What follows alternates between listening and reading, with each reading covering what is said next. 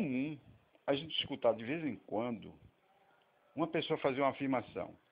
Quando diz assim: eu sou mesmo assim. Ah, eu nasci assim. Ah, eu nasci assim e vou morrer assim.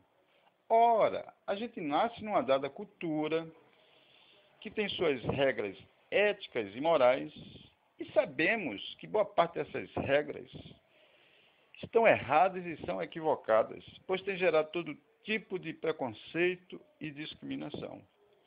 Quando uma pessoa absorve esses pensamentos como seus, se torna conservadora. E assim, lamentavelmente, impede a sua própria evolução.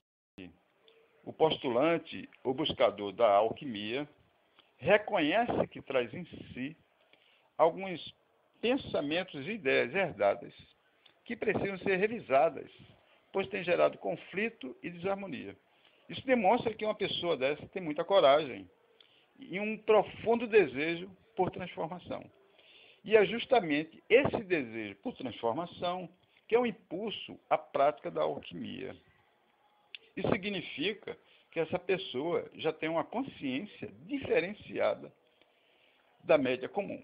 Então, só podemos começar pelo começo, pela consciência. A consciência, quando está mergulhada no escuro e perde todas as suas percepções, a ignorância através do medo, cria todas as possibilidades. Assim, no escuro, há um demônio, um fantasma, uma alma penada, uma assombração. Através desta pequena centelha de luz, a consciência agora, mergulhada na penumbra, já consegue vislumbrar as pessoas que estão próximas a si, mais ou menos o ambiente imediato em que estão inseridas, mas como a percepção ainda não é total, ainda existe algum grau de ignorância. E assim, o medo ainda cria alguma possibilidade. Então, que se faça a luz. Pronto. Na luz, todos os demônios, todos os fantasmas, todas as assombrações, todas as almas penadas e o medo sumiram. Na luz, temos a oportunidade de perceber como as coisas são e serão, como de fato se manifestam e se manifestarão, e como as leis divinas realmente operam. Quando uma pessoa morre sem ter alcançado a iluminação, a consciência entra no estado de dormência. Não é à toa que o iluminado é chamado de desperto. Ora, se o iluminado está desperto, aquele que não alcançou a iluminação está no estado de dormência. Então, quando volta a reencarnar, tem a oportunidade de receber a luz do sol. E assim, a consciência, através dos sentidos, pode perceber de fato como as coisas são e serão, como se manifestam e se manifestarão, e como realmente as leis divinas operam, além da sempre suposição supersticiosa. Não foi à toa que o faraó Akhenaton escolheu o sol como símbolo do conhecimento e de Deus. E não é à toa que a gente encontra sempre em nossos templos o símbolo do sol alado. Certa vez eu encontrei uma pessoa que frequentava o capítulo Boa Viagem e que me confessou que deixou de frequentar o capítulo porque, segundo ele, as nossas atividades eram feitas no escuro e ele estava procurando no claro. Ora, nossas atividades são feitas no escuro, primeiro porque o estudante Rosa Cruz sabe que no escuro não há nada. Segundo, porque nossas atividades não são feitas no escuro, mas na penumbra e no silêncio, para que os nossos sentidos físicos fiquem o mais inativos possíveis e assim a gente possa mergulhar em nós mesmos e encontrar a nossa luz interior. Então, para representar a evolução da consciência, do escuro da ignorância, para a luz do conhecimento, vamos utilizar um gráfico. E a primeira coisa que constatamos é que a criação é uma coisa única da luz. E as aparentes diferenças, multiplicidade, diversidades, são apenas efeitos graus e vibrações da luz, até a sua completa ausência. E como sabemos, a escuridão é apenas a ausência da luz. Muitas das entidades que imaginamos existir não são criações divinas, mas do homem no escuro. A consciência evolui para o seu despertar dos minerais para os vegetais, dos vegetais para os animais inferiores, dos animais inferiores para os animais superiores, e quando nestes é formada a personalidade e alma para o ser humano. Então, as reencarnações só começam a existir a partir do momento que surge a personalidade e alma, ou seja, o ser humano. Portanto, uma barata, por exemplo, não reencarna. Porque imagine vocês, você acabou de pisar numa barata, e aí lembra-se que pode ter pisado no Imperador Nero. Muitos estudantes de Rosa Cruzes já conhecem um experimento para estimular a autoconsciência nos animais superiores, como o cachorro, por exemplo. Então, coloca-se um espelho na frente do animal, e quando esse se reconhece, é despertada ali a autoconsciência, e formada pela primeira vez a personalidade de alma. Quando esse animal morre, aquela personalidade de alma vai reencarnar pela primeira vez como ser humano, nesse ponto mais extremo da pura ignorância. E à medida em que vai existindo as reencarnações e a consciência vai se ampliando para a luz, até que finalmente alcança completamente a luz. Então, quantas encarnações uma personalidade de alma precisa para alcançar definitivamente a luz? Vamos começar com o número 20. Será que são necessárias 20 encarnações? Mas vamos acrescentar mais um zero. 200. Será que são necessárias 200 encarnações? Mas vamos acrescentar mais um zero. 2.000 encarnações. Será que são necessárias 2.000 encarnações? Vamos acrescentar mais um zero. 20.000 encarnações.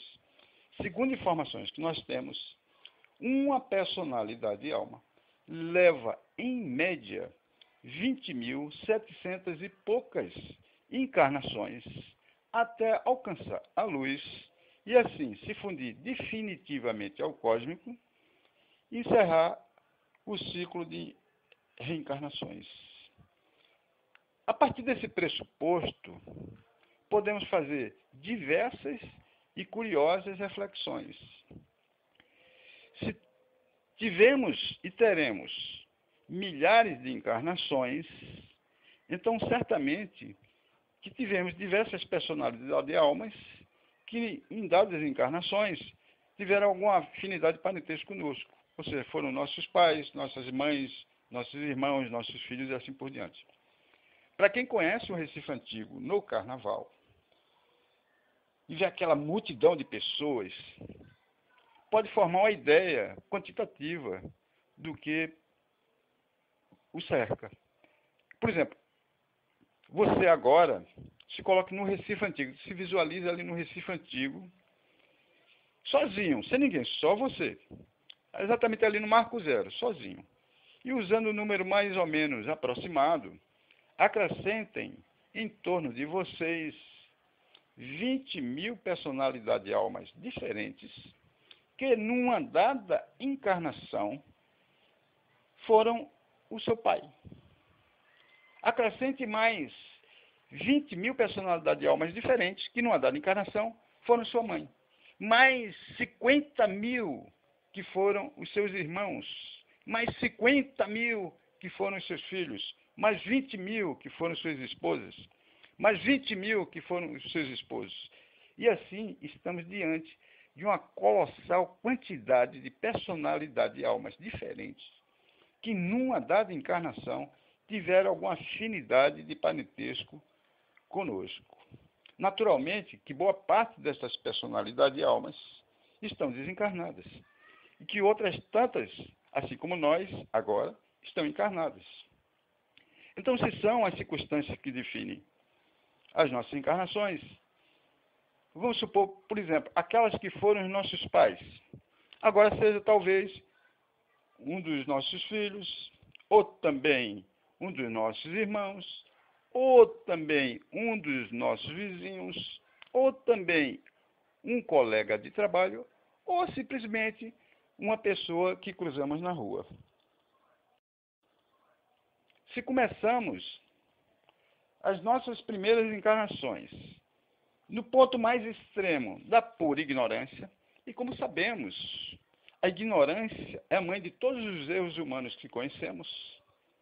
Então, num passado longínquo, quando começamos as nossas primeiras encarnações ali, na pura ignorância, onde gera todos os erros, então certamente que em algumas encarnações a gente tenha sido assassino, ladrões, estupradores, prostitutas, homens, mulheres, homossexuais, negros, brancos, ricos e pobres. Se o que define as nossas encarnações são os contextos em que podemos entender como as leis divinas operam e assim ampliarmos cada vez mais a nossa consciência, então vamos supor o seguinte, que uma dada personalidade de alma, numa dada encarnação, era muito rico, muito poderoso, mas também muito preconceituoso, discriminador e injusto. Então essa personalidade de alma morre. Como esta personalidade de alma pode aprender que o simples acúmulo de bens materiais não tem a menor importância para a evolução da personalidade? Como esta personalidade de alma pode aprender que o preconceito e a discriminação não fazem o menor sentido, senão sentindo na própria pele? Então, falando de uma forma também hipotética, supomos que essa personalidade de alma venha reencarnar num país mais pobre possível, numa família mais carente possível, não como castigo, mas para sentir na própria pele o preconceito e a discriminação, e assim perceber que não faz sentido. Se não aprender naquela encarnação, vai encarnar quantas vezes forem necessárias em certas situações semelhantes para que isso ocorra. Isso não significa dizer que estamos afirmando que a pobreza é um castigo divino. Primeiro, porque a pobreza não é a criação do cósmico, mas dos homens.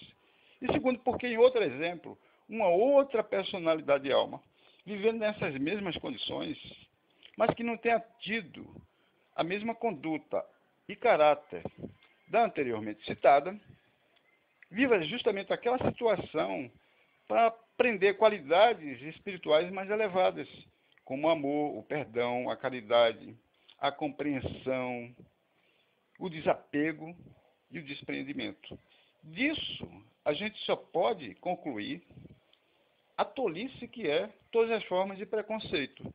Porque se o que define as nossas próximas encarnações vão ser os contextos em que vamos ser inseridos, então nada nos garante que na próxima encarnação, se homem, vamos nascer mulher, se mulher, vamos nascer homem, se negros, vamos nascer brancos, se ricos, vamos nascer pobres, se pobres, vamos nascer ricos, se árabes, vamos nascer judeus, se judeus, vamos nascer árabes.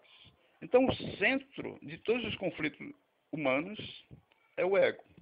E o ego, ele surge nos animais para criar um broto de individualidade que venha a ser no futuro aquilo que é a personalidade de alma. Então, dentro da espécie, é criada uma consciência do indivíduo para ter uma ideia de preservação e perpetuação.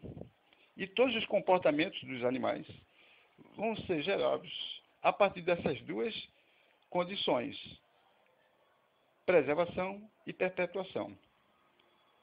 E entre os milhares de exemplos dos comportamentos dos animais que conhecemos, sabemos que dentro de um bando de leões só pode existir um macho dominante. E esse macho precisa demonstrar que é o mais forte, o mais valente, o mais atraente, o mais inteligente e assim por diante. Se com o tempo esse macho fica mais debilitado, e um outro desafiador apareça em melhores condições e termina ou matando ou expulsando do bando, e aí assume aquele bando, por estar mais apto, mais forte, mais valente, mais e tudo mais. Ao assumir esse bando, esse novo macho vai fazer algo que perante a ótica humana possa parecer uma atrocidade. Ele simplesmente vai pegar todos os filhotes daquele bando e vai simplesmente trucidar. A ideia disso aí é fazer com que os genes daquele macho que acabou de ser morto ou expulso não se perpetue, e sim os seus. E isso vai contribuir com que a próxima geração seja mais forte, mais esperta, mais valente, e assim por diante. E isso vai produzir a evolução, tanto psíquica quanto física. Quando encarnamos pela primeira vez como personalidade de alma, encarnamos nesse ponto mais extremo da pura ignorância, as tendências do ego são mais acentuadas. E à medida em que vamos encarnando e a consciência vai se expandindo em direção à luz, os impulsos da alma vão ficando mais fortes em contraposição às tendências do ego. Então, num extremo temos o ego e no outro a alma. Então, quanto mais ego, menos alma ou consciência, quanto mais alma ou consciência, menos ego. E toda vez que encarnamos, recebemos um ego, com aquelas mesmas condições dos animais, porque somos animais. Então, vai existir aquelas condições de preservação e perpetuação. E todos os nossos comportamentos vão ser gerados a partir daí. Então, tentamos ser o mais esperto, os mais valentes, os mais inteligentes, os mais fortes e assim por diante. Enquanto nos animais isso é natural e necessário, no ser humano passa a ser um conflito, porque a partir do momento em que é despertada a autoconsciência e é formada a personalidade de alma, é trazido a razão. E aí é gerado um conflito entre razão e instinto. Isso porque o ego não é agente, o ego é reagente, ele é instinto. Usando um exemplo chulo, alguém aponta para um grupo de pessoas e diz assim: vocês são filhos daquela profissional. Vai existir uma pessoa naquele grupo que vai querer matar aquela pessoa que fez aquela afirmação, uma segunda que vai querer apenas brigar com aquela pessoa, uma terceira que vai apenas querer discutir com aquela pessoa e uma quarta que não vai dar a menor importância. Então, o que reagiu ali foi o ego. E quanto mais fortemente, mais fortemente foi o ego. Então, a depender do grau evolutivo, ele é mais predominante ou menos predominante e reage mais. No Zen budismo, quando o noviço é admitido pela primeira vez, os mais velhos tiram as piores brincadeiras com ele, de extremo mau gosto, constrangedoras. E o objetivo disso é fazer com que aquele noviço aprenda a não reagir, aprenda a se controlar, aprenda a dominar o seu ego. Por isso que o ego é representado sempre com aquele diabinho que fica aqui nos tentando, e que a alma ou a consciência como um anjinho que fica nos protegendo. E algumas pessoas se referem ao ego como o tentador, o inimigo. E alguns até imaginam que seja uma entidade distinta e afirmam que é um demônio. Então, toda vez que encarnamos, recebemos um ego. Não importa se estamos nas nossas primeiras encarnações ali na pura ignorância, nos nossos primeiros estágios evolutivos, se estamos num estado intermediário ou na condição de mestre ou iluminado. Toda vez que o ser humano encarna, recebe um ego. A diferença das reações ou tendências ou impulso da alma depende do nível evolutivo. Vai ser mais forte em um ou nulo em outro. Todos conhecem aquela passagem em que Jesus se afasta para o deserto para enfrentar os seus demônios interiores, ou seja, o seu ego. E o ego de Jesus, sabendo que o cara era poderoso, começou a dizer: meu amigo, sai dessa vida. Tu pode ter dinheiro, tu pode ter fama, pode ser poderoso, mas como o impulso da alma era mais forte em Jesus, ele não deu a menor relevância. Ele sabia que aquilo ali só ia puxar ele para baixo, tentar valorizar ele de uma forma errada.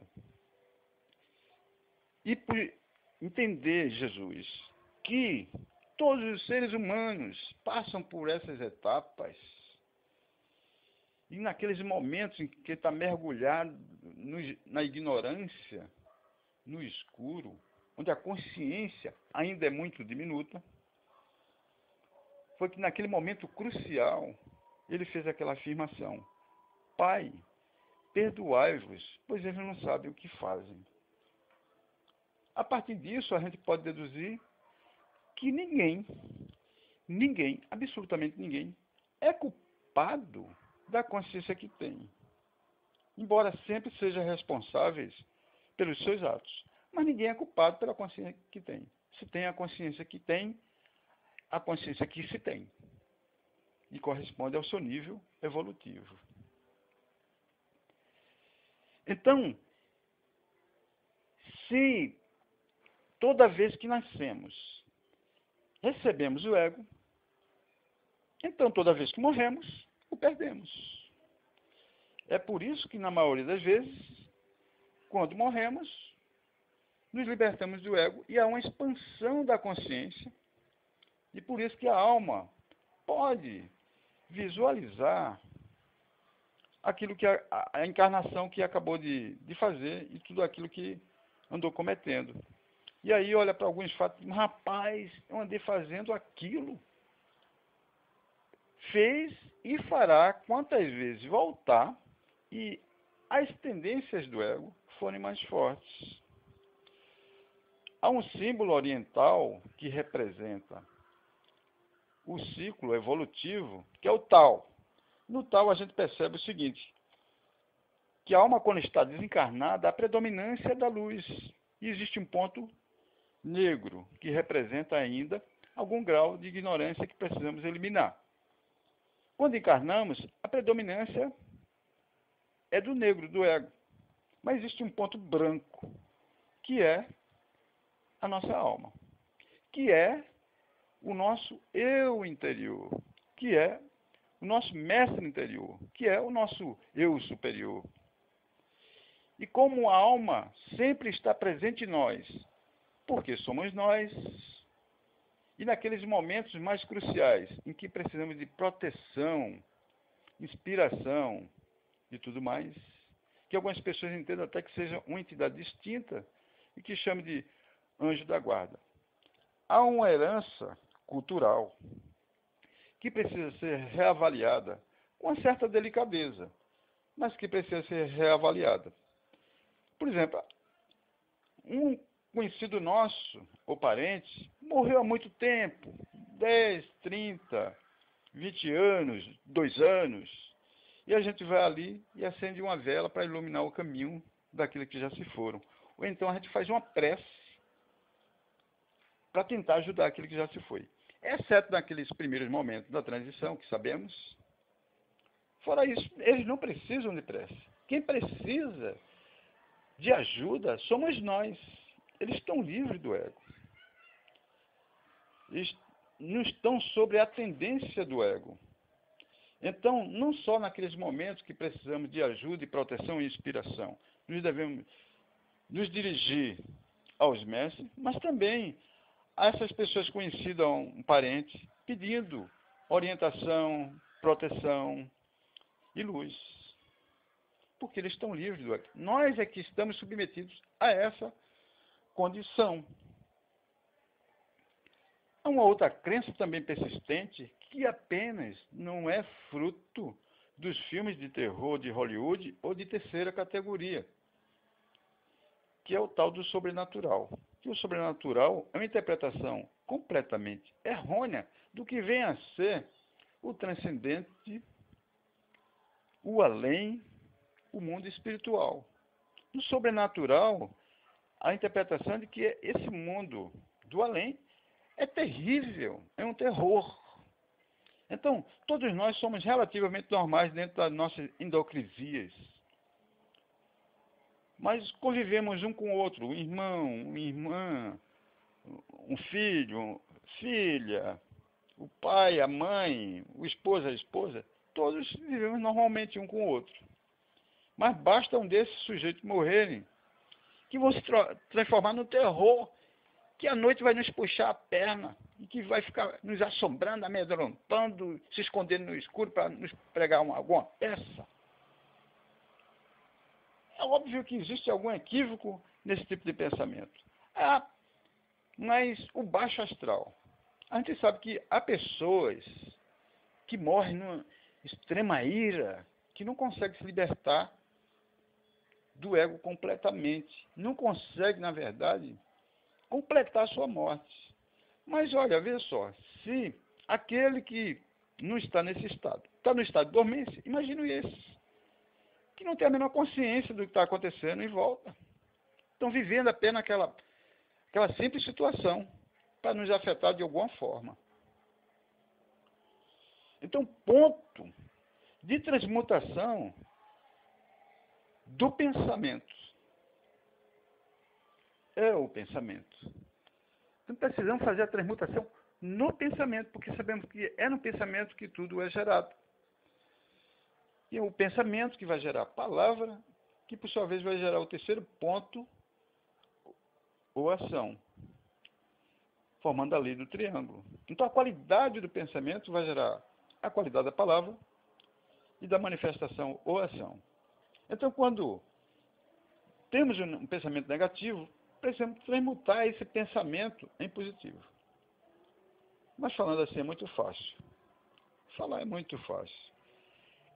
É muito difícil. É a parte mais difícil que existe. Talvez a gente leve uma encarnação inteira ou mais para tentar remover um pensamento negativo persistente que a gente reconheceu. Que a gente fica tendo aquele trabalho e erra ali, volta e vai e volta, e a gente fica nessa angústia, quando a gente reconhece.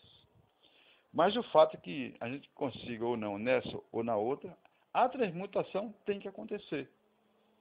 Ser dotado, ela precisa acontecer. Porque a gente sabe que toda transformação, ela acontece primeiro na mente. A mente é a origem. Então, seja essa transformação individual ou coletiva, por isso que somos chamados de mentalistas, e que as nossas práticas metafísicas utilizem a visualização. Mas, para que exista essa transmutação, é necessário uma ferramenta. E essa ferramenta é o livre-arbítrio. Não pode existir transmutação sem livre-arbítrio. E o que é o livre-arbítrio? O poder de escolha. E estamos o tempo todo fazendo isso na vida. Desde as coisas mais banais, como que roupa eu vou, pro samba que você me convidou, até comer com garfo ou com a mão. Por exemplo, a gente está dormindo, aí acorda, está ali com o olho fechado. A gente decide, a gente tem o poder de decidir se vai permanecer ou não com o olho aberto ou fechado. Não temos esse poder? Isso simplesmente é o livre-arbítrio. Esse poder aparentemente banal é o livre-arbítrio. Então a gente vai, decide, abre o olho. A gente pode decidir se vai permanecer na cama ou levantar da cama. A gente levanta da cama, mas decide se vai trabalhar ou não vai trabalhar. Se vai para a escola ou não vai para a escola. E cada uma dessas decisões, cada uma dessas escolhas vão gerar uma consequência, que é a lei de causa e efeito. O que é a lei de causa e efeito? O karma. Não pode existir karma sem o livre-arbítrio. E não pode existir a transmutação de um karma negativo num karma positivo sem o livre-arbítrio. a gente poder escolher entre aquilo que é certo e o errado. A questão todinha é se a gente tem consciência exata do que é certo ou errado. Mas o fato é que quem pode fazer essa transmutação é o livre-arbítrio. A ferramenta para isso é o livre-arbítrio. Na alquimia, existe 4 fases ou etapas. E cada uma corresponde a um elemento. E não por acaso, a primeira, que é chamada de negrume, corresponde ao elemento terra. É quando o neófito mergulha em sua escuridão e vai enfrentar ali as suas falsas crenças, enfrentar os seus medos. É aquele momento que dizem que é um pouco perturbador, que é relativamente curto, para ele poder, enfim, entrar na luz. E como sabemos, a evolução de quem entra na senda, começa esse processo, não se dá de forma linear. Até que bom que seria assim. A gente só ia subindo, subindo, subindo. Mas não acontece dessa forma. Mas como uma espiral ascendente e cada vez mais ampla. Então, primeiro a gente entra no escuro, depois mergulha na luz. Depois mergulha de novo no escuro, depois mergulha um pouco mais profundamente na luz, depois mais profundamente no escuro, depois mais profundamente no escuro. Esse escuro se torna uma coisa enorme, imensurável e parece interminável, que parece até que já estamos longe da senda e do processo, quando na verdade faz parte do processo, mesmo que isso termine na próxima encarnação, quiçá. Então, diferentemente do que imaginam ou idealizam falsamente as pessoas, que acham que o praticante da alquimia, aquele que está envolvido com o processo da espiritualidade, da evolução da espiritualidade, que seja uma pessoa já beatificada, perfeitinha. Ao contrário, são as pessoas com muitos defeitos. Isso tem um motivo. Quando mergulhamos em nosso escuro, encontramos ali todos os defeitozinhos que estavam escondidinhos. É como se a gente pegasse e virasse tudo ao avesso. E aquilo que estava escondido fica à mostra e se potencializa. Existe um motivo para isso. A gente só pode tentar corrigir alguma coisa se a gente reconhece que existe. Porque se estivesse ali escondidinho, se a gente nem tivesse consciência que estava existindo, como é que a gente podia tentar corrigir? Mas, por outro lado, a gente sabe que é justamente quando esses defeitos ficam visíveis, à mostra e são potencializados, é que temos um espelho para que a gente consiga reconhecer eles. Nem sempre isso acontece. Mas a ideia é essa. E esse espelho é os outros. Quando a gente fala ou faz alguma coisa que repercute negativamente. E às vezes, ou a gente fica só acusando o outro, porque nos acusou, ou simplesmente nos recolhemos e tentamos refletir o que foi que eu fiz, o que foi que eu disse, o que é que eu posso melhorar. Por isso que somos chamados de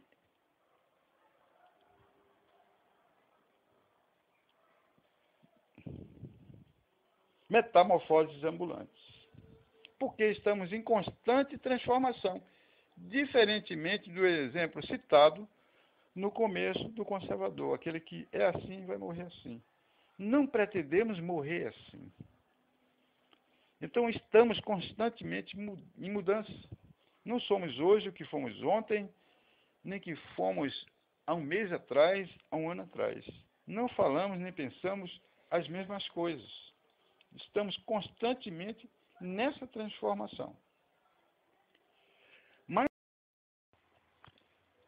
Por outro lado, o alquimista normalmente é uma pessoa afetuosa, amorosa e tolerante, apesar dos seus muitos defeitos. Mas isso é um indicativo de alguém que está na senda do desenvolvimento, diferentemente daqueles que estão mergulhados na escuridão da ignorância ou na completa alienação.